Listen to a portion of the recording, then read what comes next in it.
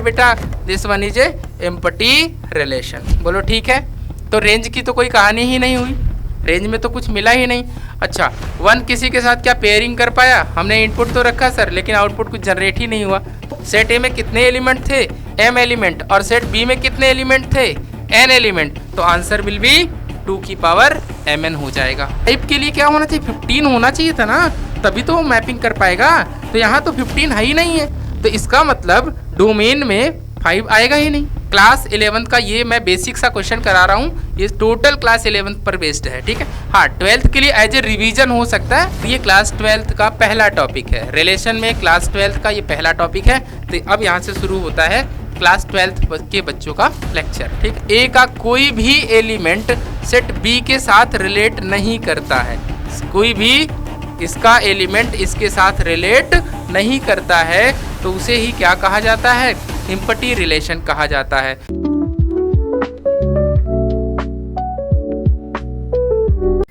Hello बेटा, कैसे हो आप लोग? तो हम लोग फिर से बेटा क्या करते हैं, आज इसका सेकंड पार्ट स्टार्ट करते हैं रिलेशन एंड फंक्शन का। पहले पार्ट में हम लोगों ने क्या कर लिया था? पहले पार्ट में हमने आपको बेसिक जितनी इन्फॉर्मेशन रिलेशन के बारे में थी, जैसे कार्टेशियन प्रोडक्ट हो गया, ऑर्डर्ड पेयर क्या होता है, डोमेन एंड रेंज क्या होता है, और हमने 1-2 क्वेश्चन कराया था। आज इस सेशन में हम क्या करेंगे बेटा, पहले हम बेसिक क्लास 11 का जो भी टॉपिक है उससे रिलेटेड सारे क्वेश्चन कवर करेंगे। उसके बाद हम लोग देखेंगे क्लास 12th का पार्ट। क्लास 12th के पार्ट में क्या है? टाइप ऑफ रिलेशन, जो भी हमारे पास जितने भी टाइप ऑफ रिलेशन है वो आज हम लोग कवर करेंगे। फिर उसके बाद हम उसके क्वेश्चंस भी देखेंगे, ठीक है बेटा। आई होप आप लोग क्या कर रहे होंगे, पहले सेशन को देखा होगा, एंजॉय किया होगा। तो आज हम लोग क्या करेंगे, इसका second session, that means part 2, इसको हम लोग कवर करेंगे। ओके बेटा, तो चलिए बेटा देखिए हम लोग क्या करते हैं, ट्राई करते हैं एक और क्वेश्चन। ये भी हमारा रिलेशन से रिलेटेड है। देखिए क्वेश्चन में बोला जा रहा है कि कोई हमारे पास सेट है, सेट ए के पास कितने एलिमेंट दे रखे बेटा? 1, 2, 3 और 5, यानी कि 4 एलिमेंट हैं। सेट बी के हमारे पास कितने एलिमेंट है बेटा? सेट बी में हमारे 3 एलिमेंट हैं। कह रहा है defined a relation R from set A to B. कोई एक रिलेशन हमारे पास कहाँ से कहाँ तक डिफाइन है? हमारे पास बेटा रिलेशन डिफाइन है सेट ए से और सेट बी की तरफ, और अच्छी बात है। तो सेट ए में कितने एलिमेंट? सेट ए के एलिमेंट यहाँ हम लिख लेते हैं कितना, 1, 2, 3 एंड 5।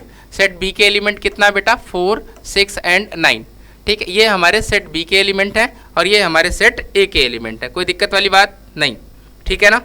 बस कुछ नहीं किया है, अभी हमने क्या किया है, सेट जो ए और बी के एलिमेंट थे उनको हमने नोट डाउन किया है। फिर क्या कह रहा है कि आपके पास एक ऐसा रिलेशन बनाना है, दैट मीन्स हमारे पास एक्स और वाई का सेट ए और सेट बी के एलिमेंट का एक ऐसा ऑर्डर्ड पेयर जनरेट करना है जिनके बीच का डिफरेंस हमेशा कैसा होना चाहिए? ऑड आना चाहिए। बहुत अच्छी बात है। इन सबको हमको roster form, that means ordered pair बना के लिखना है।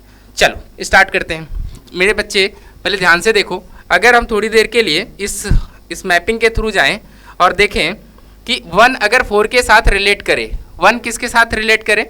अगर ये 1 4 के साथ रिलेशन में आता है तो क्या इनका डिफरेंस एक ऑड नंबर आता है? यहाँ पे बेटा पॉजिटिव और नेगेटिव ऑड नंबर की कहानी नहीं लिखी गई है। आप 4 को 1 से भी माइनस कर सकते हो, 1 को 4 के साथ भी माइनस कर सकते हो, ऐसा कुछ इशू नहीं है। तो 1 क्या हमारे पास जो भी रिलेशन लिखा जाए उस रिलेशन का पहला ऑर्डर्ड पेयर 1,4 लिखना चाहिए कि नहीं? हाँ सर बिल्कुल लिखना चाहिए। क्यों? क्योंकि 1 अगर 4 के साथ रिलेट होता है और इसका हम डिफरेंस लेते हैं, और इसका हम क्या लेते हैं बच्चा? डिफरेंस लेते हैं, तो क्या होगा? अकॉर्डिंग टू दिस कंडीशन एक ऑड आना चाहिए था और वो ऑड आएगा। 1 को 4 से माइनस करोगे तो ऑड ही होगा, ठीक है। क्या 1 का 6 के साथ अगर रिलेशन बनता है तो ऑड होगा? हाँ बिल्कुल होगा सर। 1 का 6 के साथ भी रिलेशन आपको लिखना चाहिए। क्या 1 का 9 के साथ लिखना चाहिए? नहीं सर। 1 का 9 के साथ, अगर आप यहाँ 1 का 9 के साथ लिखते हैं और इसका आप डिफरेंस लेते हैं तो 1 - 8 ऐसा समझो, तो ये 1 - 9 करोगे तो बच्चा कितना आ जाएगा? 8 आ जाएगा, जो कि क्या है? एक ऑड नंबर नहीं है। इसका मतलब ये ऑड नहीं है। ये क्या है? ऑड नहीं है। तो ये हमारे रिलेशन का हिस्सा नहीं हो सकता। ओके बेटा, क्लियर है? तो 1,9 हमारा ऑर्डर्ड पेयर नहीं हो सकता, दैट मीन्स हमारे आंसर का पार्ट नहीं हो सकता। इसलिए क्या करेंगे, इसको हम लोग हटा देंगे, इसको हम लोग अपने रिलेशन में नहीं इन्वॉल्व करेंगे। क्लियर है बच्चा? चलो, तो 1 का 9 के साथ रिलेशन नहीं हो सकता। अब आइए अगली कहानी देखते हैं। क्या हमारा 2 1 के साथ 2 4 के साथ रिलेशन में जा सकता है? नहीं सर, 2 4 के साथ भी रिलेशन में नहीं जा सकता है। क्यों? 2 का 4 के साथ जैसे ही हम लोग डिफरेंस लेंगे तो ये एक इवन नंबर आएगा, ऑड नंबर नहीं आएगा। क्या 2 का 6 के साथ? नहीं सर, क्योंकि 2 और 6 का डिफरेंस करेंगे तो भी कितना आ जाएगा? 4 आ जाएगा। और हमारा रिलेशन कैसा चाहिए था? डिफरेंस करने पर ऑड आना चाहिए, तो ये भी नहीं हो सकता। 2 का 9 के साथ? हाँ सर, ये हो सकता है। अगर आप 2 का रिलेशन 9 के साथ रखते हैं तो इनका डिफरेंस लेंगे तो वो एक ऑड नंबर आ जाएगा। ठीक है, अब आ जाइए 3 के साथ। 3 का 4 के साथ डिफरेंस ऑड आएगा। हाँ सर, 3 का 4 के साथ ऑर्डर्ड पेयर लिखें और अगर मैं इनका डिफरेंस लेता हूँ तो ऑड नंबर आ जाएगा। 3 का 6 के साथ बिल्कुल ऑड आएगा। 3 माइनस 6 आप करेंगे तो 3 मिलेगा, जो कि क्या है? एक ऑर्डर नंबर है बच्चा। अब आइए 3 का 9 के साथ। अगर आप 3 का 9 के साथ ऑर्डर्ड पेयर लिखते हैं और उनका डिफरेंस क्रिएट करते हैं तो एक 6 आ जाएगा, जो कि क्या है? एक इवन नंबर है और वो ऑड नंबर नहीं है। तो हमारा जो रिलेशन का कंडीशन यहाँ दे रखा था उसको सेटिस्फाई नहीं करेगा। दैट मीन्स ये हमारे रिलेशन का ऑर्डर्ड पेयर नहीं हो सकता। अब आ जाइए 3 के सारे हमने लिख लिया, 3 का 4 के साथ लिख लिया, 3 का 6 के साथ लिख लिया, 3 का 9 के साथ हो नहीं सकता। अब आइए 5 का। क्या 5 का 4 के साथ हो सकता है? हाँ बिल्कुल हो सकता है बेटा, क्यों नहीं।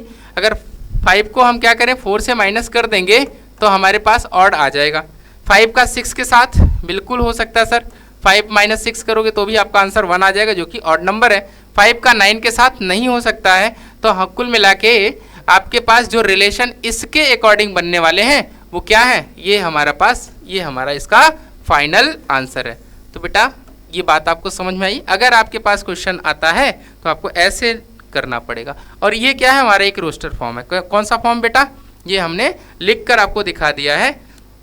न्यूमेरिकल वैल्यू आप सब देख पा रहे हैं यहाँ पे। तो ये हमारा एक रोस्टर फॉर्म है और जैसा हमारा क्वेश्चन दिया था उसके अकॉर्डिंग हम लोगों ने सारे ऑर्डर्ड पेयर यहाँ पे जनरेट कर लिए हैं। बोलो ठीक है। चलो नेक्स्ट क्वेश्चन देखते हैं बेटा, समझ में आ गया? नेक्स्ट प्रॉब्लम हमारे पास क्या है? नेक्स्ट क्वेश्चन हमारे पास है, इसको देखो, देखते हैं हमारे पास नेक्स्ट प्रॉब्लम। देखो बच्चा, ये हमारा एक नया क्वेश्चन है। क्वेश्चन को आप ध्यान से पढ़िए। क्वेश्चन में मेंशन है, देखो लिखा हुआ है, कह रहा है कि फाइंड डोमेन एंड रेंज। इस बार हमें क्या पता करना है बेटा? डोमेन और रेंज फाइंड करना है। किसके अकॉर्डिंग? जैसा क्वेश्चन में मेंशन है, range of the relation are given by, R क्या है? एक्स वाई का एक ऑर्डर्ड पेयर होना चाहिए। आर क्या है? एक एक्स वाई का क्या है? ऑर्डर्ड पेयर है। वाई किस तरह से है? y equals to x plus x y 6 where x y belongs to natural number और x कैसा होना चाहिए? 6 से छोटा होना चाहिए। चलो अच्छी बात है। तो सबसे पहला काम वही हम लिख लेते हैं। पहले तो हमारा जो x है वो नेचुरल नंबर से बिलोंग कर रहा है, y भी हमारा क्या कर रहा है? नेचुरल नंबर से बिलोंग कर रहा है। तो आपको पहले हम मैपिंग के थ्रू ले चलते हैं कि मैपिंग से कैसे हम समझेंगे। तो कह रहा है कि आपको सेट A वो भी क्या है? नेचुरल नंबर है। सेट B भी हमारा कैसा है? एक नेचुरल नंबर तो है, लेकिन सेट A में जो x है और सेट B कहाँ से बिलोंग करेगा? सेट B से y बिलोंग करेगा। ये भी नेचुरल नंबर है और ये भी हमारा नेचुरल नंबर है। लेकिन सेट A में जो नंबर लेने हैं वो नेचुरल नंबर तो लेना है, लेकिन किससे छोटा लेना है बेटा? 6 से छोटा लेना है। तो नेचुरल नंबर कहाँ कौन कौन सा ले सकते हैं? 1 ले सकते हैं सर, 2 ले सकते हैं, 3, 4 एंड 5। 6 तो नहीं ले सकते क्योंकि उससे छोटा नेचुरल नंबर लेना है। अब क्या काम करिए, अब इस कंडीशन में आप रखिए, यहाँ पे बारी बारी से एक एक करके आप देखिए, चेक करिए। तो y इक्वल्स टू क्या दिया था? x प्लस एक्स वाई 6 ही तो दिया है। बोलो ठीक है। x प्लस एक्स वाई क्या दिया है? 6 दिया है। जरा सॉल्व करिए। x की वैल्यू अगर आप 1 पुट करते हो, कितना पुट करते हो बेटा? 1 फॉर x इक्वल्स टू 1 के लिए। अगर 1 के लिए आप जाएंगे तो यहाँ से देखिए क्या मिलेगा? 1 y इक्वल्स टू 1 प्लस 1/6। अरे बोलो ठीक है। क्या बताइए, ये जो y का रिजल्ट आया है दैट मीन्स 7/6 आया है, क्या कोई नेचुरल नंबर होता है? नहीं सर, ये तो फ्रैक्शन है, कोई नेचुरल नंबर नहीं है। इसका मतलब 1 किसी के साथ भी अपना रिलेशन यानी कि ऑर्डर्ड पेयर जनरेट नहीं कर पाएगा। ठीक है, तो 1 किसी के साथ नहीं जनरेट कर पाएगा। इसी तरीके से x की वैल्यू आप कितना रख दो? 2 रख दो बेटा। तो जैसे ही आप x की वैल्यू 2 रखेंगे तो y यहाँ से कितना आ जाएगा? तो y इक्वल्स टू हमारे पास 2 प्लस 2/6 होगा। और इसको अगर सॉल्व करते हैं बच्चा हम लोग तो यहाँ से ये 1/3 मिलेगा। तो 2 प्लस 1/3 दैट मीन्स ये भी कितना हो जाएगा? ये भी हमारे पास 7/3 आएगा, जो कि क्या है? ये नेचुरल नंबर से बिलोंग नहीं करता। इसके लिए भी लिख दो भैया, ये भी नेचुरल नंबर से बिलोंग नहीं करता है। फिर आ जाइए x की वैल्यू 3 रख दो बेटा। जैसे ही आप 3 रखेंगे तो यहाँ से क्या मिलेगा आपको? यहाँ से मिलेगा y इक्वल्स टू 3 प्लस 3/6, तो यहाँ से 1/2 मिल जाएगा। दैट मीन्स 3 प्लस 1/2, इसको भी आप अगर सॉल्व करते हैं तो यहाँ से भी आपको मिलेगा 7/2, जो कि ये भी क्या है, एक नेचुरल नंबर से बिलोंग नहीं करता है। अब अगला आइए, x की वैल्यू यहाँ पे हम लोग 4 रख लेते हैं। कितना रख लेते हैं बेटा, 4। तो y इक्वल्स टू कितना आ जाएगा, 4 प्लस 4/6। तो इसको अगर सॉल्व करेंगे बच्चा तो यहाँ से आपको क्या मिलने वाला है, यहाँ से आपको मिलने वाला है ये 2/3 हो जाएगा, 3 4 जा 12 और 2 14/3 आ जाएगा। ये भी क्या है, ये भी हमारा एक नेचुरल नंबर नहीं है। देख रहे हो आप, ये भी क्या है, एक नेचुरल नंबर नहीं है। अब x की वैल्यू कितना रख लो बेटा, 5 रख लो। तो y कितना आ जाएगा आपके पास, 5 प्लस 5/6 आ जाएगा। दैट मीन्स 6 5 जा 30 प्लस 5, दैट मीन्स यहाँ से आएगा 35/6, जो भी ये भी क्या है, ये भी हमारा नेचुरल नंबर नहीं है। तो इस कंडीशन के अकॉर्डिंग जो भी यहाँ गिवन था, तो यहाँ पे हमारे पास एक एम्पटी रिलेशन आ जाएगा। इसका मतलब क्या हुआ, ये जो हमारे सेट ए के एलिमेंट थे और सेट बी के साथ इनका क्या करना था, रिलेशन बनाना था, ऑर्डर्ड पेयर हमको जनरेट करना था कंडीशन के अकॉर्डिंग कि ये भी क्या होने चाहिए। जैसे 1 हमने रखा तो 1 के करस्पॉन्डिंग एक नेचुरल नंबर आना चाहिए था। जैसे ही हमने 1 रखा तो 1 के करस्पॉन्डिंग एक नेचुरल नंबर नहीं आया है, 7/6 एक फ्रैक्शनल वैल्यू आ गई है, तो ये क्या करेगा, इससे रिलेट नहीं कर पाएगा। दैट मीन्स किसी भी x के लिए यहाँ पे नेचुरल आउटपुट नहीं जनरेट हुआ, नेचुरल नंबर जनरेट नहीं हो पाया है। इसलिए ये जो हमारे पास क्वेश्चन दिया था, इसका सिर्फ आंसर क्या होगा, दिस इज एम्पटी रिलेशन। ये हमारे पास क्या है, एक एम्पटी रिलेशन है। क्या है बेटा, this one is a empty relation. बोलो ठीक है। तो रेंज की तो कोई कहानी ही नहीं हुई, रेंज में तो कुछ मिला ही नहीं। अच्छा, 1 किसी के साथ क्या पेयरिंग कर पाया, हमने इनपुट तो रखा सर, लेकिन आउटपुट कुछ जनरेट ही नहीं हुआ। तो इसका मतलब ये क्या है, एक एम्पटी रिलेशन है। क्लियर हो गया सभी को, ये बात क्लियर है बच्चा? अगर क्लियर है तो इसको नोट कर लीजिए बच्चा।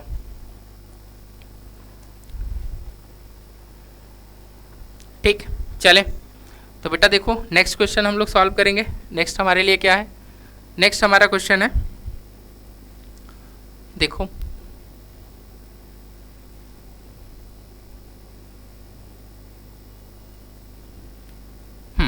ठीक, तो ये क्वेश्चन देखिए हमारे पास है, कह रहा है इफ आर कोई एक रिलेशन है, कैसा है, x, y where y equals to 2x plus 7। ये हमारे पास कंडीशन दिया है जिसके अकॉर्डिंग हमको क्या करना है, एक रिलेशन बनाना है कि y कैसा होना चाहिए, y ये हमारे पास होना चाहिए 2x प्लस 7 जैसा, where R x belongs to all real number and x की वैल्यू कह रहा -5 से +5 के बीच में होनी चाहिए। Find the domain and range. बहुत अच्छी बात है। तो चलो बेटा मैपिंग के थ्रू ही आसानी से हम लोग सॉल्व कर लें इसको। तो देखो सबसे पहला काम हमारा क्या होगा, एक हम यहाँ पे ए सेट तैयार कर लिए हैं बेटा। सेट ए में क्या क्या है, -5 है, क्या बोला बेटा, -5 से 5 के बीच का नंबर होना चाहिए। तो ये -5, -4, -3 बच्चा, -2, -1 एंड ये 0, फिर 1 2 3 4 एंड 5। अब इसी के करस्पॉन्डिंग हमारा क्या मिलेगा, हमारा y मिलेगा। बोलो ठीक है, इसमें कोई दिक्कत वाली बात नहीं है। इसको हम क्या मान लेते हैं, ये हमारा सेट A है और ये हमारा सेट क्या है बच्चा, ये सेट B है। सेट A मतलब x की वैल्यू, सेट B मतलब y की वैल्यू। ठीक है, चलो अब क्या करो, x की वैल्यू कहाँ रखनी है, according to given situation. Situation क्या है हमारे पास, y equals to 2x plus 7 है। अब बच्चा देखो जरा ध्यान से, अगर x की वैल्यू क्या करते हो, x की वैल्यू आप -5 रखते हो,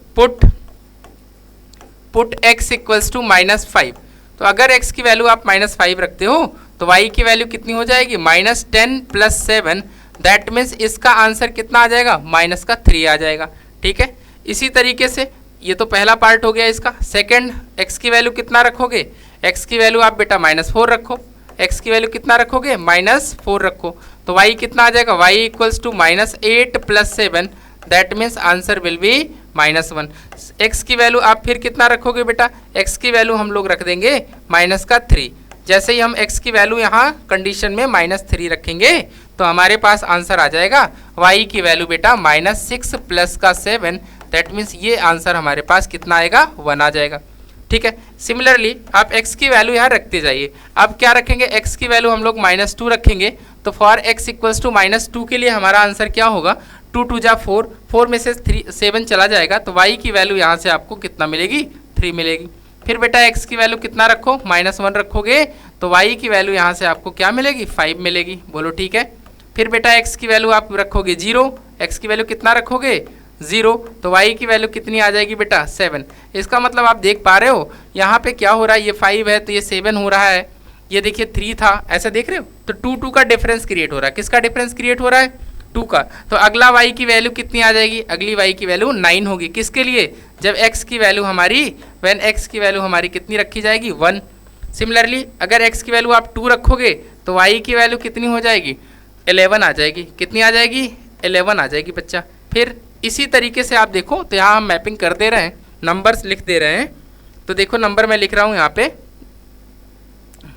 यहाँ पहली वैल्यू कितनी आई, -5 रखने पर -3 आएगी, देन -1, देन हमारे पास कितना आया, 1 आया है, फिर बच्चा 3 आया होगा, फिर बेटा 5 आया, फिर हमारे पास 7 आ गया, फिर बेटा 9 आया है, फिर 11 आया है। 11 किसके रखने पे आया है, जब इसमें हम x की वैल्यू 2 रखे थे, 2 2 जा 4 और 4 + 7 कितना हो गया, 11। जब 3 रखेंगे तो 13 आ जाएगा, जब 4 रखेंगे 4 2 जा 15 आ जाएगा बच्चा, और जब इसमें हम 5 रखेंगे तो 5 2 जा 10 और ये हो जाएगा बेटा हमारे पास 17। बोलो ठीक है। तो ये सारे हमारे y की वैल्यू आ गई हैं। किसकी वैल्यू आ गई है, y की हमारी सारी वैल्यू। तो 1 का कॉम्बिनेशन किसके साथ जाएगा, -3 के साथ, 4 का बेटा -1 के साथ, 3 का -3 का 1 के साथ, -2 का बेटा 3 के साथ, -1 का 5, 0 का बेटा 7 के साथ, 1 का बेटा 9 के साथ, 2 का 11 के साथ, 3 का बेटा किसके साथ जाएगा, 13, 4 का बेटा 15 के साथ, और 5 का किसके साथ जाएगा, 17 के साथ। तो अगर आपसे कोई पूछता है व्हाट इज़ द डोमेन, क्या पूछा जाएगा, डोमेन क्या है, तो आप डोमेन में क्या बताएंगे, सर ए, सेट ए के जितने भी एलिमेंट हैं, सेट ए के जो भी एलिमेंट हैं वो सब आपके डोमेन हैं। और यहाँ पे सेट, अगर आपसे रेंज पूछ रहा है तो रेंज में आप सेट बी के एलिमेंट को दिखा दीजिएगा। ठीक, तो डोमेन के लिए क्या लिखेंगे, फॉर डोमेन। तो डोमेन कहाँ से कहाँ तक बेटा, यहाँ आप -5, -4, -3 ऐसे ऐसे कर करके कहाँ तक लिखेंगे, 5 तक लिखेंगे, ये आपके डोमेन होंगे। रेंज की कहानी के लिए क्या लिखिएगा, रेंज हमारे पास क्या आया है, आउटपुट y का जो वैल्यू है वही यहाँ पे रेंज को क्या कर रहा है, डिनोट कर रहा है, शो कर रहा है। तो y की क्या क्या वैल्यूज़ आई हैं उसको आप लिखेंगे, वो हमने सेट b से दिखाया है। दैट मीन्स सेट b के सभी एलिमेंट हमारे क्या हो गए, रेंज हो गए। क्या हो गए बेटा, रेंज हो जाएंगे। बोलो क्लियर है। जरा एक बार इसका आप स्क्रीनशॉट ले लीजिए। चलो हो गया होगा। नेक्स्ट देखते हैं बेटा, इसी में क्वेश्चन और हमारे पास है। क्वेश्चन में बोला है कि इफ क्या है, इफ हमारे पास कह रहा है if R is the relation from a finite set having m element. Okay, हमारे पास कोई एक सेट A है, सेट क्या है, सेट A है बेटा ना, सेट A, उसके पास कितने एलिमेंट हैं, हैविंग m एलिमेंट। समझ रहे हो बात को। तो इसके पास कितने एलिमेंट हैं, कितने मेंबर्स हैं, m एलिमेंट हैं। और एक फाइनाइट सेट B है, सेट क्या है, एक हमारे पास कोई सेट B है, उसके पास कितने एलिमेंट हैं, n एलिमेंट हैं। कितने एलिमेंट हैं, n एलिमेंट हैं। तो कह रहा है कि then the number of relation from set A to B is. तो आपसे क्या पूछ रहा है कि आपसे पूछ रहा है नंबर ऑफ रिलेशन कितना होगा। तो आपको ऑलरेडी मैं बता चुका हूँ रिलेशन वाले टॉपिक में, फॉर्मूला क्या होता है, नंबर ऑफ रिलेशन का एक फॉर्मूला होता है, वो आप लिख लीजिए, वापस से आपका रिवीजन हो जाएगा। नंबर ऑफ रिलेशन, तो इसके लिए हमारे पास क्या है, एक फॉर्मूला है, क्या होता है, 2 की power cardinal number of set A, set A का cardinal number into set B का कार्डिनल नंबर। कार्डिनल नंबर का मतलब क्या है, कितने एलिमेंट सेट ए में हैं और कितने एलिमेंट इन सेट बी में हैं। तो सेट ए में कितने एलिमेंट थे, m एलिमेंट, और सेट बी में कितने एलिमेंट थे, n एलिमेंट। तो आंसर विल बी 2 की पावर mn हो जाएगा। बोलो ठीक है बेटा। तो ये हमारा सेकंड क्वेश्चन का आंसर है। ठीक है, और कुछ तो नहीं बोला इसमें, हाँ ठीक है। अगर ये कहानी पूछता है बेटा कितने नॉन एम्पटी रिलेशन आएंगे, क्या पूछता है, कितने नॉन एम्पटी रिलेशन आएंगे, तो उस केस में हमारा आंसर क्या होता, 2 की पावर mn-1 हो जाता। ठीक, चलो नेक्स्ट देखते हैं बेटा। नेक्स्ट क्वेश्चन हमारा क्या है, अभी हम लोग क्वेश्चन थोड़ा कर रहे हैं। ठीक है बेटा, चलो देखो यहाँ पे ये तो आपका एनसीईआरटी, ये आपका एनसीईआरटी बेस्ड प्रॉब्लम है, तो आप याद रखिएगा, इसको आप खुद से ट्राई कर सकते हैं। मैं थोड़ा आपको हिंट दे देता हूँ, ये आपका एनसीईआरटी वाला प्रॉब्लम है, ठीक है बेटा, उसी पर बेस्ड है। कह रहा है कि आपके पास सेट ए है, सेट ए में आपके पास 14 एलिमेंट है। कितने एलिमेंट हैं? 1 2 3 4 ऐसे करके 14 एलिमेंट है। और आपको एक कंडीशन दे रखा है, कह रहा है इस कंडीशन के अकॉर्डिंग आपको क्या बनाना है, एक रिलेशन बनाना है, और उसके क्या क्या लिखने हैं बेटा, डोमेन, कोडोमेन एंड रेंज लिखने हैं। बोलो ठीक है। अभी इसी के जैसा एक सवाल हमने कराया था, जिसमें क्या लिखा था, क्या कंडीशन था, वहां पे कंडीशन था y equals to 2x plus 7 दे रखा था। बोलो ठीक है बच्चा। हाँ, तो ध्यान से करना इस क्वेश्चन को, क्वेश्चन बहुत आसान है। क्या काम करेंगे, सबसे पहला काम क्या होगा, सबसे पहले यहाँ से आप कंडीशन निकाल लीजिए। कंडीशन क्या है, देखिए हमारे पास कैसा रिलेशन होना चाहिए, कह रहा हमारे पास एक ऐसा ऑर्डर्ड पेयर जनरेट करिए। कैसा ऑर्डर्ड पेयर सर जनरेट कर दें, x, y का, जिसमें क्या हो, y इक्वल्स टू 3x जैसा नंबर आ जाए। y इक्वल्स टू कैसा हो, 3x जैसा नंबर आए, ठीक है। अगर आप x की वैल्यू 1 रखोगे तो y कितना आ जाएगा, y 3 आ जाएगा, ठीक। अच्छा, रिलेशन कहाँ से कहाँ तक डिफाइन है, सर रिलेशन हमारा a से a डिफाइन है। चलो इसको मैं करा देता हूँ थोड़ा, हाँ ठीक है। चलो देखो बेटा, तो पहली बात हमारा क्या है, रिलेशन a से a में डिफाइन है, अच्छी बात है। तो a के एलिमेंट यहाँ लिख लो। तो a के एलिमेंट वैसे फॉर्मली यहाँ पे सेट ए से ए में डिफाइन है, कोई दिक्कत वाली बात नहीं है। जितने एलिमेंट यहाँ होंगे 1 2 3 4 ऐसे कर करके कितने एलिमेंट आ जाएंगे यहाँ पे सर, आ जाएंगे, मैं लिख दे रहा हूँ 5 ऐसे 6 कर करके, यहाँ पे टोटल कितने एलिमेंट हैं, 14 एलिमेंट है। ओके बेटा, यहाँ पर भी क्या होगा, 1 होगा, 2 होगा, 3 होगा, 4 5 ऐसे होगा बेटा कि नहीं होगा हाँ सर यहाँ भी होगा। तो यहाँ पे 4 5, फिर बेटा 6 आएगा, 7 आएगा, फिर 8 9 10 11 12 13 और ये हमारा 14, ये टोटल हमारे 14 एलिमेंट हो गए हैं ठीक है। अब कंडीशन कैसा है, कंडीशन कह रहा है कि y इक्वल्स टू कैसा होना चाहिए, 3x होना चाहिए। इसी के अकॉर्डिंग हमको रिलेशन बनाना है। यहाँ देख रहे हो ना ध्यान से, क्या लिखा है, 3x minus Y equals to 0 होना चाहिए। अब क्या करो, x की वैल्यू रखनी है। सर x की वैल्यू कहाँ से रखेंगे, अरे बच्चा सेट a से यहाँ से रखो। तो x की वैल्यू बच्चा अगर मैं यहाँ पे 1 रखता हूँ, क्या रखता हूँ 1, तो y की वैल्यू कितनी आ जाएगी सर, 3 आ जाएगी। दैट मीन्स पहला ऑर्डर्ड पेयर क्या मिलेगा, 1,3 मिलेगा। फिर क्या करो, x की वैल्यू आप 2 रख दो। तो जैसे ही x की वैल्यू आप 2 रखोगे, y की वैल्यू कितनी आ जाएगी, 6 आ जाएगी। दैट मीन्स दूसरा वाला ऑर्डर्ड पेयर क्या आएगा, 2,6 आ जाएगा। सिमिलरली x की वैल्यू कितना रखें सर, x की वैल्यू आप 3 रख दो, तो y कितना आ जाएगा, 9। तो हमारा तीसरा वाला ऑर्डर्ड पेयर आएगा 3,9। अब x की वैल्यू बच्चा 4 रख दो। तो जब आप 4 रखोगे किसकी वैल्यू, x की वैल्यू, तो y कितना आ जाएगा, 3 × 4 दैट मीन्स 12। तो नेक्स्ट हमारा ऑर्डर्ड पेयर आया 4,12।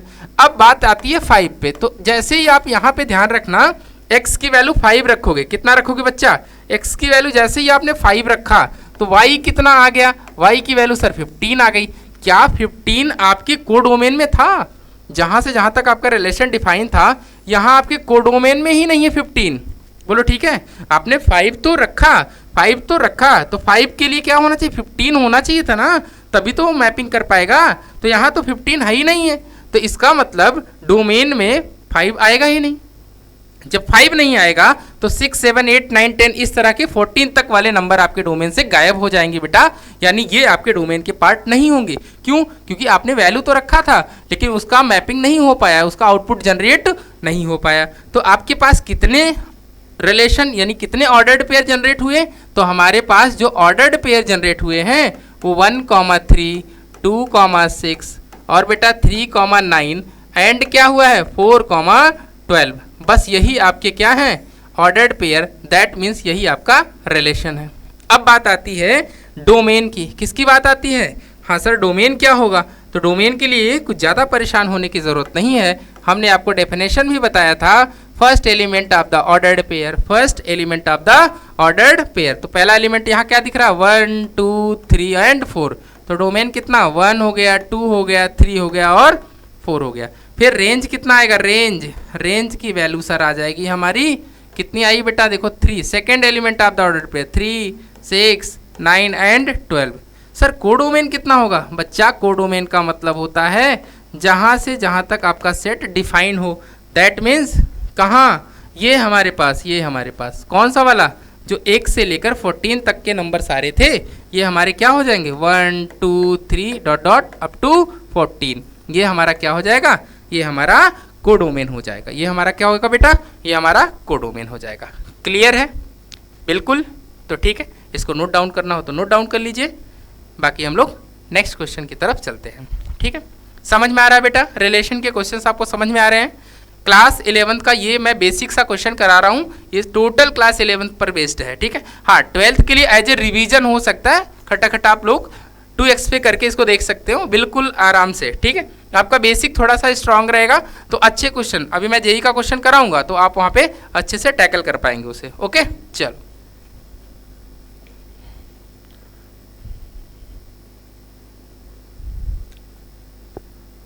नेक्स्ट देखिए कह रहा है find the relation R which is defined on the set of natural number a b, a differ from b by 3। ठीक है, आपको क्या करना है कि एक नेचुरल नंबर का रिलेशन बनाना है, उन दो नंबर में एक ऐसा रिलेशन होना चाहिए कि डिफरेंस करने पर 3 आ जाए।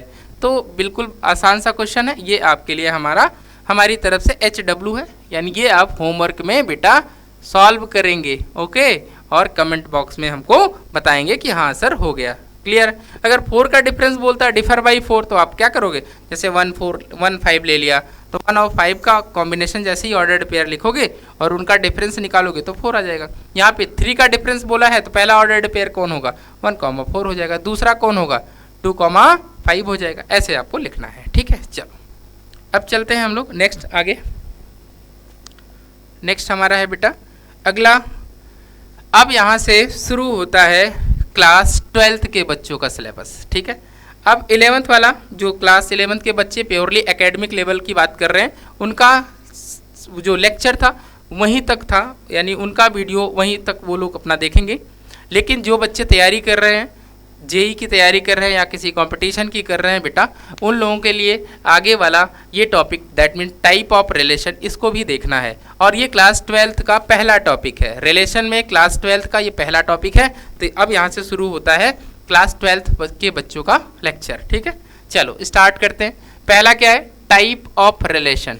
रिलेशन का डेफिनेशन हम लोग पहले ही पढ़ चुके थे, अब हम बात करेंगे किसकी, अब हम बात कर रहे हैं यहाँ पे टाइप ऑफ रिलेशन। तो पहले टाइप का रिलेशन है यहाँ पे इम्पटी रिलेशन, जैसा मैंने आपको समझाया था एग्जाम्पल से। क्या कहता है, a relation R on a set is called empty if the set A is any empty set that is any relation where no element of set is not related to the element of set B।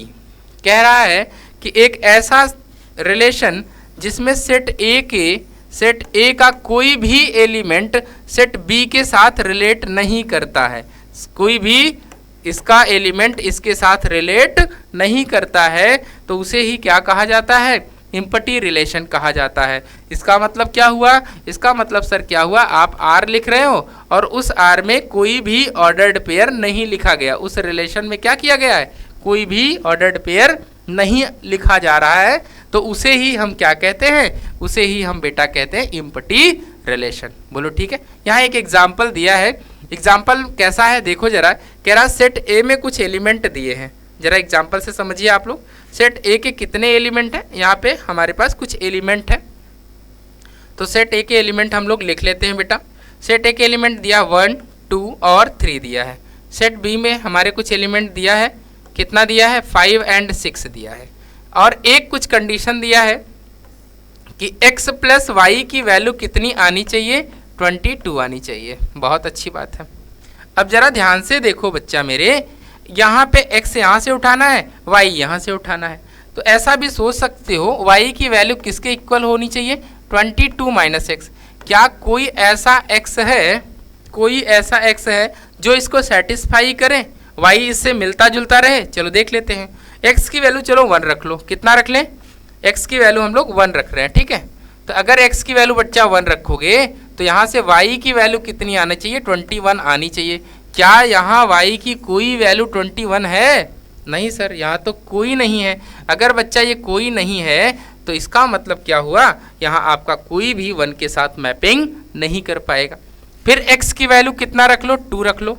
अगर x की value बच्चा हम 2 रखते हैं तो corresponding y कितना आना चाहिए था, y की वैल्यू यहाँ 20 होनी चाहिए थी, लेकिन यहाँ तो कोई 20 जैसा दिख ही नहीं रहा है, तो यानी 2 का भी मैपिंग किसी भी इस सेट B के एलिमेंट के साथ नहीं हो पाएगी। अब आते हैं थर्ड लिख लेते हैं। यहाँ पे x की वैल्यू अगर हम 3 रखते हैं तो y की वैल्यू कितनी आ जाएगी, 19। और देखो यहाँ तक, यहाँ 19 कहीं B में है क्या? B वाले सेट में कोई 19 है? नहीं सर, कोई है ही नहीं है। जब दूर दूर तक नहीं है तो इसका मतलब क्या हुआ, A का कोई भी एलिमेंट इस सेट B के किसी भी एलिमेंट से मैपिंग में पार्टिसिपेट यानी रिलेशन में पार्टिसिपेट नहीं कर पा रहा। क्यों? क्योंकि ऐसा कंडीशन यहाँ पे दे रखा था। ठीक है, यही हमारा क्या है, ये हमारा एक एम्प्टी रिलेशन है। ओके बेटा, चलो नेक्स्ट देखते हैं।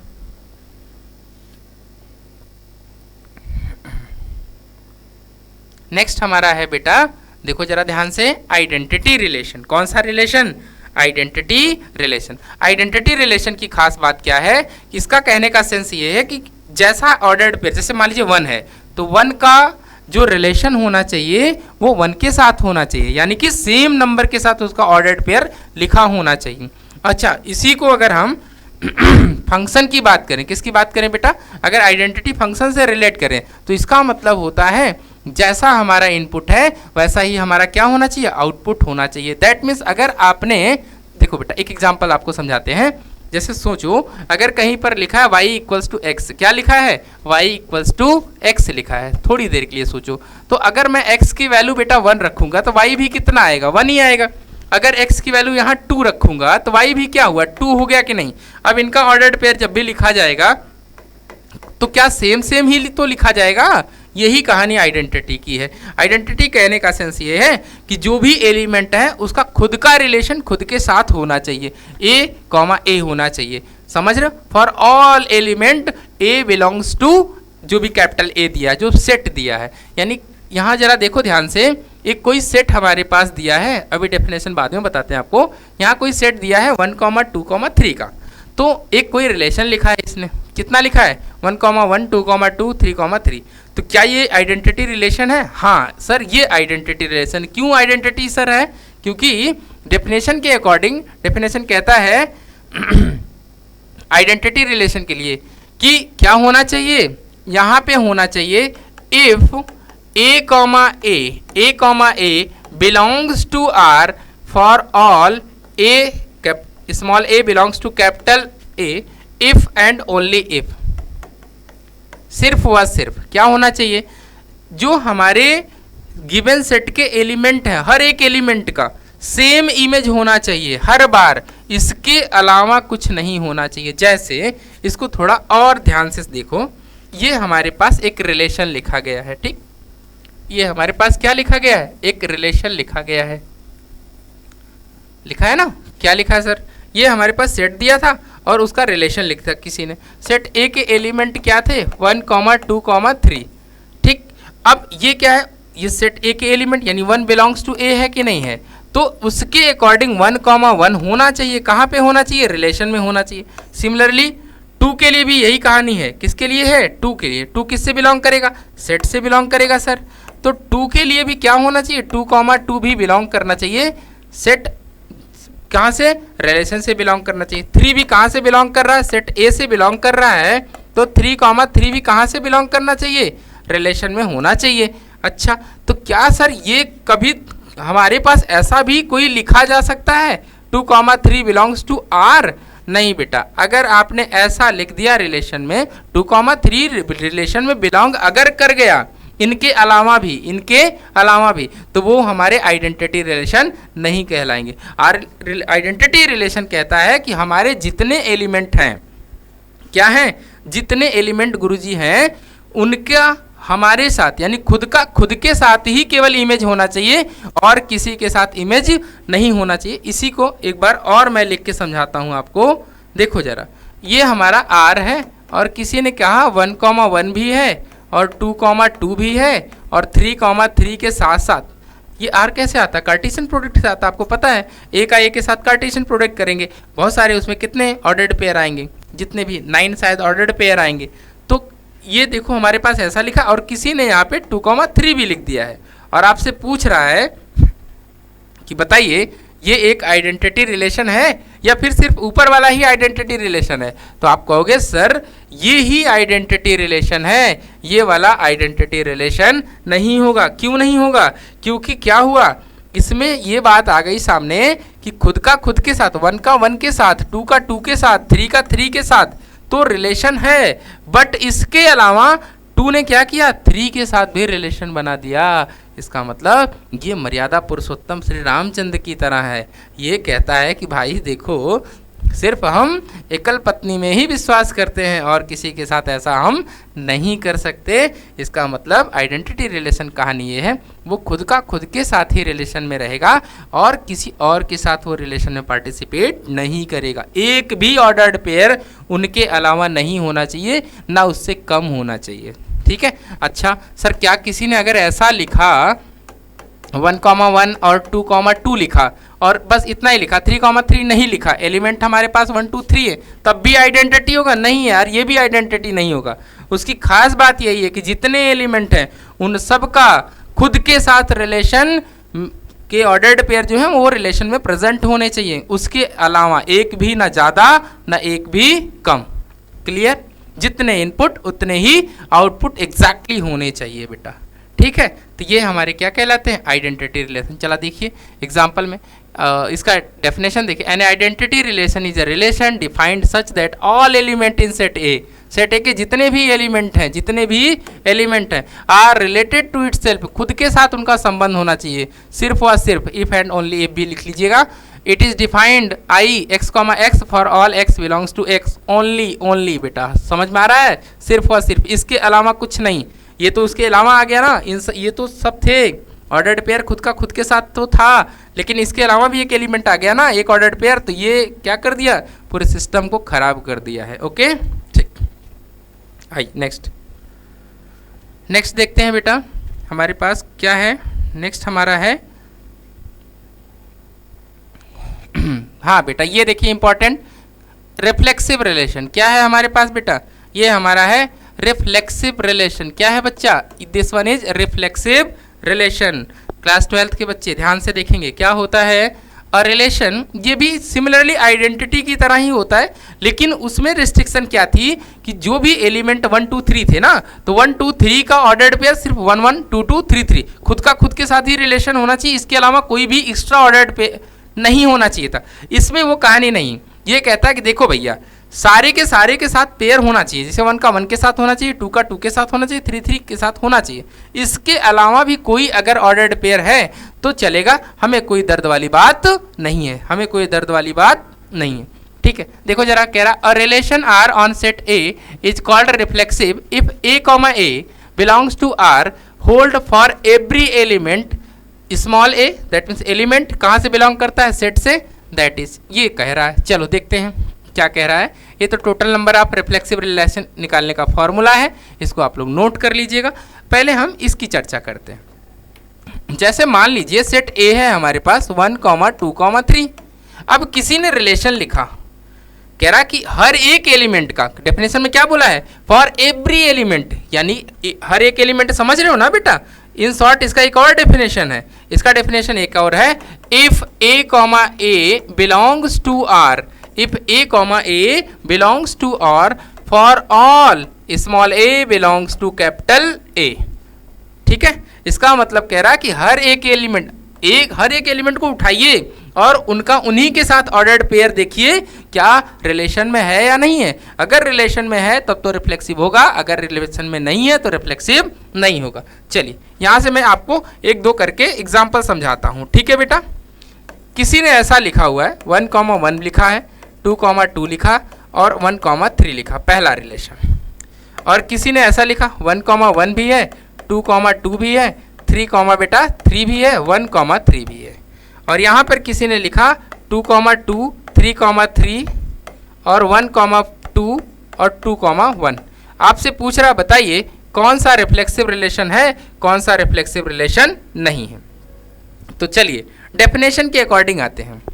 यहाँ पे क्या लिखा है, डेफिनेशन कहता है कि हर एक एलिमेंट का उसी के साथ ऑर्डर्ड पेयर होना चाहिए। कहाँ पे होना चाहिए? रिलेशन में होना चाहिए। कहाँ पे? देखो कह रहा ए कॉमा ए ऑर्डर्ड पेयर खुद का खुद के साथ कहाँ होना चाहिए? रिलेशन में। तभी जाके क्या कहलाएगा? रिफ्लेक्सिव रिलेशन कहलाएगा। चलिए हम एलिमेंट के पास चलते हैं। एलिमेंट में पहला एलिमेंट उठाया 1, 1 का देखिए 1 के साथ है इस रिलेशन में ऑर्डर्ड पेयर। हाँ गुरुजी यहाँ तो मिला है।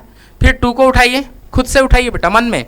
तो 2 का 2 के साथ ऑर्डर्ड पेयर है कहाँ पे? R1 में प्रेजेंट है। हाँ सर R1 में प्रेजेंट है। अब देखिए 3 का 3 के साथ यहाँ ऑर्डर्ड पेयर प्रेजेंट नहीं है। कहाँ पे प्रेजेंट नहीं है? R1 में। इसका मतलब क्या हुआ? R1 is not reflexive. R1 is not reflexive relation. R1 क्या है? रिफ्लेक्सिव रिलेशन नहीं है। क्यों? बिकॉज क्या? बिकॉज बेटा 3,3 not belongs to R for किसके लिए? फॉर किसके लिए बेटा? For 3 belongs to A। जबकि 3 क्या कर रहा था? सेट A से बिलोंग कर रहा था, लेकिन 3,3 ये R1 से बिलोंग नहीं किया, इसलिए ये जो हमने R1 लिख रखा था ये हमारा रिफ्लेक्सिव रिलेशन नहीं होगा। बोलो क्लियर है? ठीक है बच्चा। चलो सेकंड वाला देखते हैं। अब वही सेम यही हमारा सेट है बेटा जिस पे हम लोग काम कर रहे हैं। 1,1 है, 1 का 1 के साथ है सर। हाँ 2 का 2 के साथ है, 3 का 3 के साथ है। इसके अलावा 1,3 भी मिल गया, कोई दर्द नहीं उसको, कोई दिक्कत नहीं। बस ये आइडेंटिटी रिलेशन नहीं है। क्यों? आइडेंटिटी कहता है कि मेरे अलावा और किसी के साथ वो रिलेशनशिप में पार्टिसिपेट नहीं कर सकता। रिफ्लेक्सिव कहता है भैया देखिए मेरे अलावा मेरे तो साथ होना चाहिए, ये कंपलसरी है। 1 का 1 होना चाहिए, 2 का 2 होना चाहिए, 3 का 3 होना चाहिए, ये कंपलसरी है।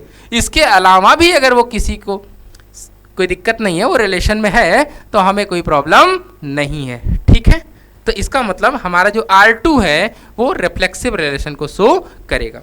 R3 पे आइए। R3 में देखिए क्या है, ये किसकी वजह से रिफ्लेक्सिव नहीं है? 1 की वजह से। क्यों? 1 कहाँ से बिलोंग कर रहा है? सेट A से बिलोंग कर रहा है, सेट A का एलिमेंट है। बट क्या हुआ? बट 1,1 कहाँ नहीं बिलोंग कर रहा है? रिलेशन R3 में नहीं है। इस वाले रिलेशन में 1,1 नहीं है, इसलिए ये हमारा रिफ्लेक्सिव रिलेशन नहीं है। बोलो ठीक है, क्लियर है? तो रिफ्लेक्सिव रिलेशन की कहानी ये है, वो कहता है कि भैया देखिए जो भी आप सेट लेके रखे हो, जो भी एलिमेंट हो 1, 2, 4, 5 जो भी लेकर, तो सबका हर एक एलिमेंट का खुद के साथ क्या करिए? ऑर्डर्ड पेयर देखिए है या नहीं है। अगर खुद के साथ सारे एलिमेंट का ऑर्डर्ड पेयर गिवन रिलेशन में है, तब तो हम क्या होंगे? रिफ्लेक्सिव होंगे, नहीं तो हम रिफ्लेक्सिव नहीं होंगे। ठीक, चलो अच्छा। हाँ एक और कहानी, इसको याद रखिएगा। Total number of reflexive relation कैसे फाइंड करते हैं? ये बेटा फॉर्मूला होता है 2 × 2 की पावर n × n-1/2। ये कैसे आता है अभी हम लोग बाद में देखेंगे। ठीक है, नोट कर। n क्या है? Number of element in given set.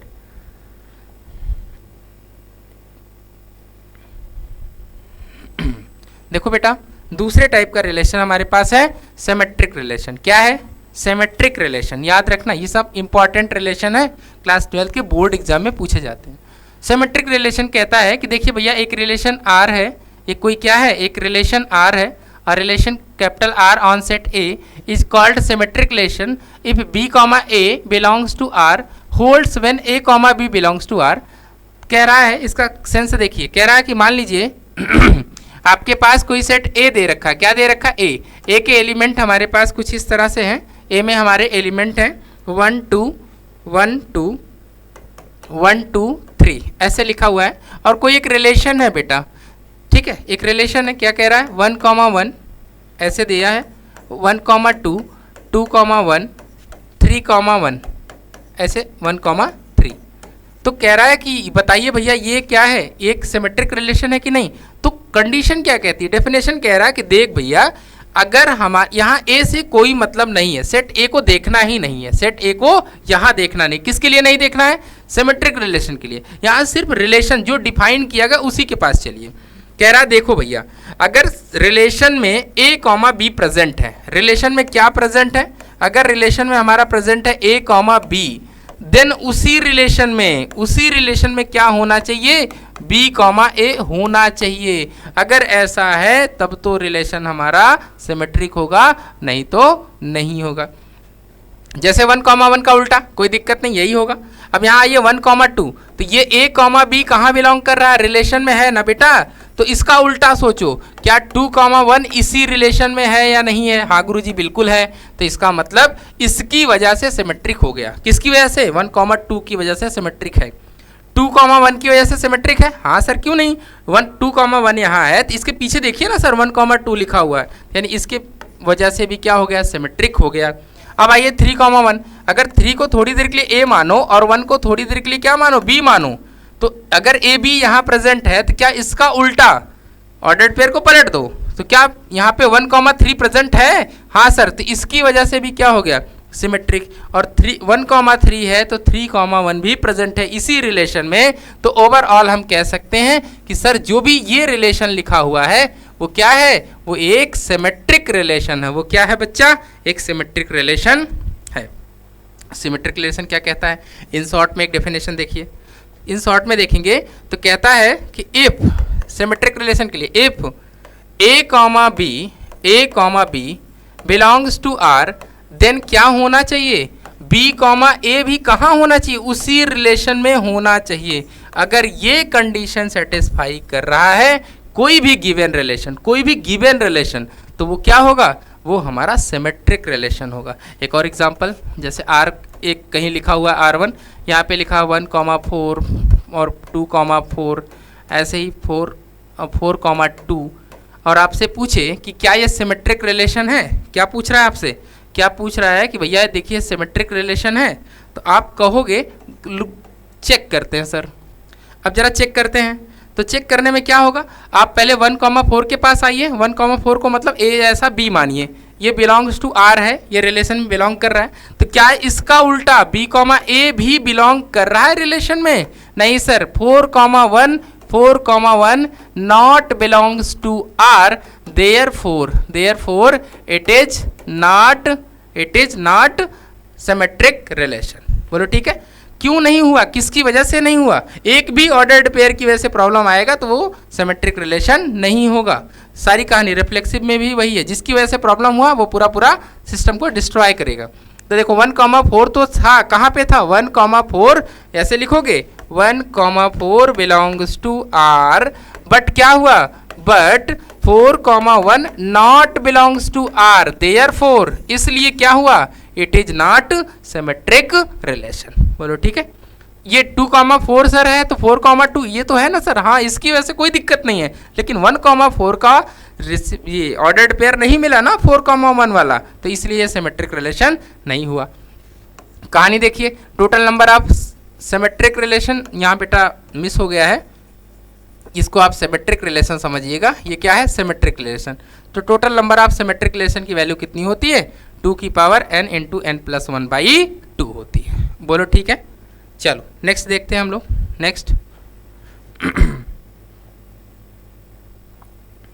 Next हमारे पास लास्ट में बेटा, ये इंपॉर्टेंट ये भी है क्योंकि ये बोर्ड में ये सब पूछे जाते हैं। ये हमारे पास एक है ट्रांजिटिव रिलेशन। क्या है बच्चा हमारे पास, एक ट्रांजिटिव रिलेशन। देखो ट्रांजिटिव रिलेशन क्या है, कह रहा है relation R on set is called transitive relation if a, b belongs to r। अगर कोई क्या है, a, b है, कोई क्या है, a, b, जैसे ये दिख रहा है ना बेटा, ये 1,2 कह रहा है r से बिलोंग कर रहा है, ठीक।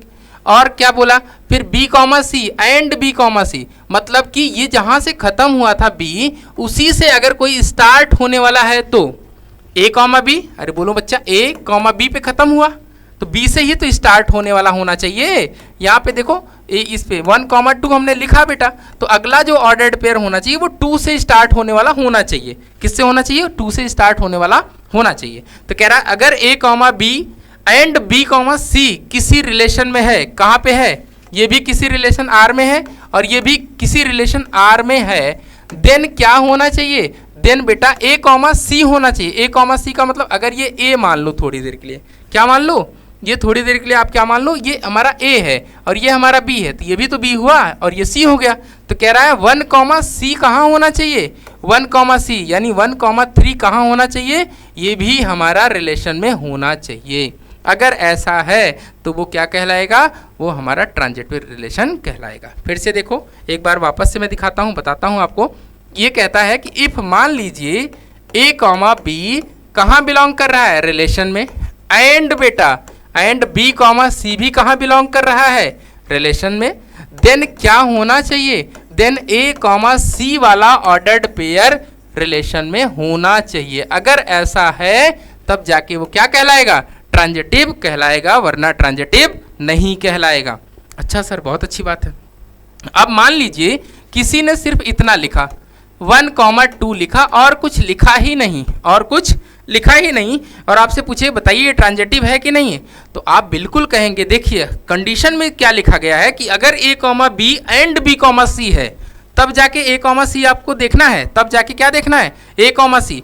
अगर आपके पास सिर्फ ए बी है, बी सी वाला पोर्शन गायब है, किसका पोर्शन गायब है, ये वाला पोर्शन, ये वाला ऑर्डर्ड पेयर आपके रिलेशन में प्रेजेंट ही नहीं है, तो बेटा हमें ए सी को देखने की कोई ज़रूरत नहीं है। इसका मतलब अगर ऐसा कुछ लिखा है, सिर्फ ए बी लिखा है, सिर्फ कहाँ क्या लिखा है, ए बी लिखा है, तो उसकी वजह से वो क्या हो जाएगा, it is a transitive relation. बोलो ठीक है, तो ये बात आपको ध्यान रखना है, ठीक है। तो बेटा आज की क्लास में हमने आपको क्या बताया, टाइप ऑफ रिलेशन सारे समझा दिए हैं। अब नेक्स्ट क्लास में हम क्या करेंगे, इसके सारे टाइप, इसके जितने भी क्वेश्चन जिस टाइप के बनते हैं, PYQ हो गया, जेई का प्रॉब्लम हो गया, सारा हम लोग कवर करेंगे। ओके ठीक है बेटा। ऐसे ही हम लोगों को कमेंट जो भी है आप पॉजिटिव कमेंट करिए बेटा, जो भी डाउट है वो भी मेंशन करिए, और थोड़ा मोटिवेट हम लोगों को भी करिए। अगर आप लोग नहीं करेंगे तो मोटिवेशन कैसे आएगा, ठीक बेटा। Okay, thank you.